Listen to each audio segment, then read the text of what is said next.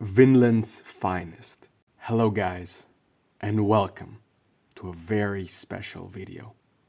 This video is a collaboration between many YouTubers, including yours truly, whose goal is to celebrate the Vinland Saga series and its many wonderful chapters. I, Jerky Bacon, Kyle Entertainment, Mugen A, Real Life Ryan, and many other YouTubers have united to create Vinland's finest. Much like the One Marvelous Scene collaboration, every participating YouTuber has picked one chapter that really stood out for him or her. So that's where the title comes from, Vinland Saga's finest chapter, so to speak. After you finish this video, don't miss the other Vinland Saga's finest videos on the special playlist we've made. They are amazing. In my channel over the years, I've covered many chapters from the prologue and the latest Vinland arc. However, this time, in order to celebrate and welcome the second season of the anime, I have chosen to talk about one of the final chapters of the Farmland arc or Slave arc. Chapter 97, Emperor of the Sea. There will be spoilers for the second season of the anime, so you have been warned. This chapter is for me the epitome of Vinland Saga, and to an extent represents the artistic, philosophical, and emotional peak of the series. A peak which, if you ask me, the series has still not been able to surpass or even reach. Don't get me wrong, there are other emotional chapters in the War in the Baltic Sea arc and the latest Vinland arc.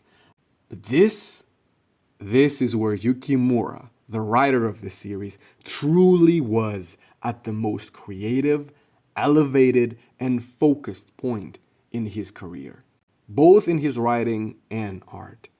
So, let's check out Vinland's finest.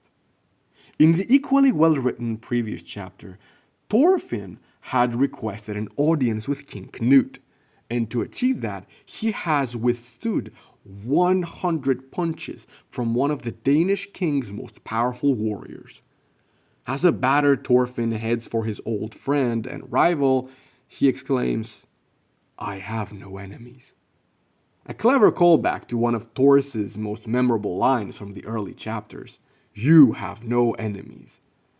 Chapter 97 begins with Thorfinn and Canute having an intense stare down. Their figures and their conditions are diametrically opposed. Thorfinn's clothes are completely torn and stained with mud and filth. His hair is unkempt, his face bleeding and deformed. Canute, on the other hand, is well-groomed and wearing clothes that a proper Danish king would wear. Yukimura in this chapter has designed them as two opposite forces, a king and a filthy slave. However, despite their appearance, it is Thorfinn who appears the most noble of the two, going as far as to thank Canute for sparing his life and asking for forgiveness for scarring his cheek. In a previous video of mine called Thorfinn vs. Canute, I spoke about a switch that occurs between the two characters within the first two arcs.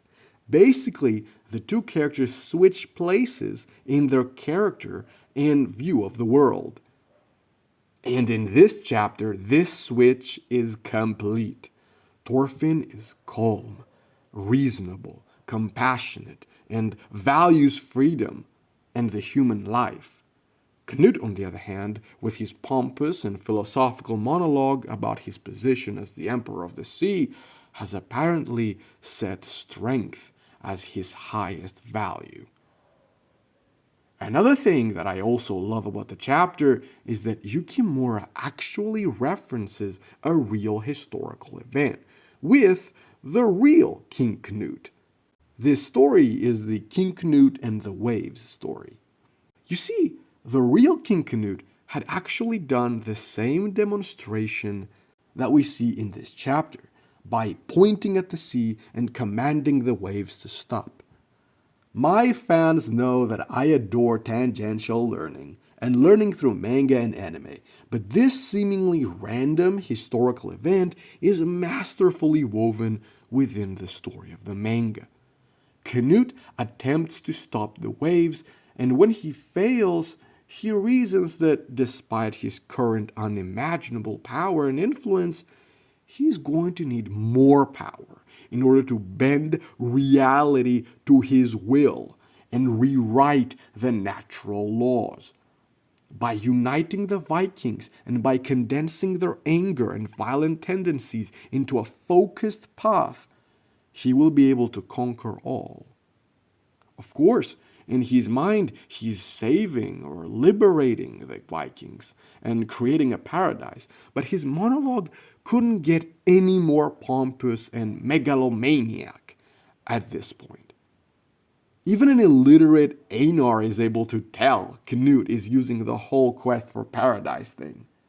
This quest for paradise was a major plot point in the prologue, and I love the fact that Yukimura connects these two arcs and almost brings the whole relation between Thorfinn and Canute into a full circle now. The chapter finishes with Canute asking Thorfinn what is he going to do in order to stop him. In the next chapter, number 98, Thorfinn will finally exclaim his goal of finding Vinland and of building a safe haven there. This full circle, this ending between the two characters is actually a new beginning for the series, because now Thorfinn has taken a vow to never hurt or kill again.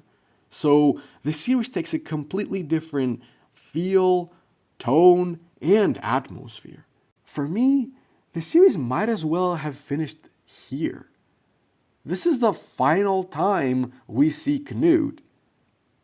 I mean, apart from a couple of flashbacks, I guess. And it just wraps up the story of the prologue nicely. We know the history of Thorfinn.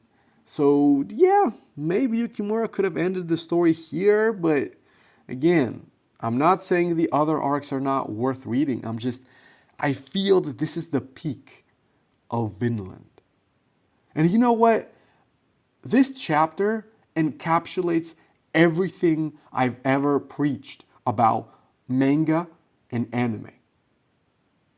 Yes, manga and anime are an escapist fantasy and people can go into crazy different worlds, but we rarely get manga and anime that have tense atmosphere, a consistent tone, cohesion, character arcs.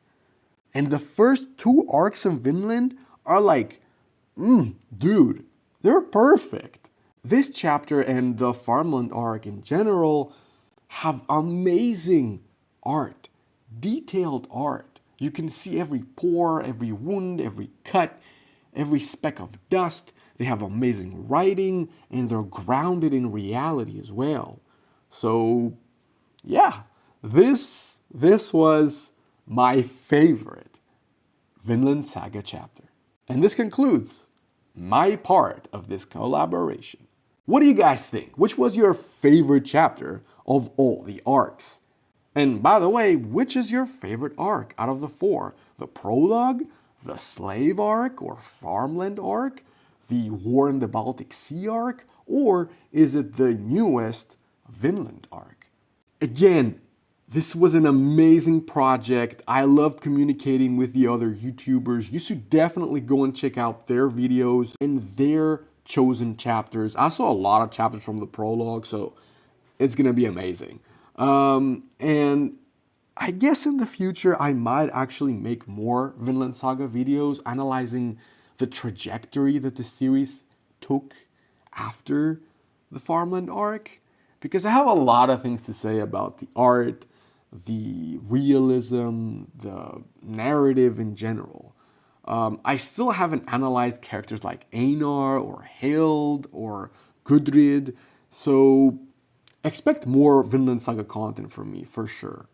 Guys, if you love Vinland Saga and seinen manga and anime in general, well, guess what? You're in the right spot, buddy.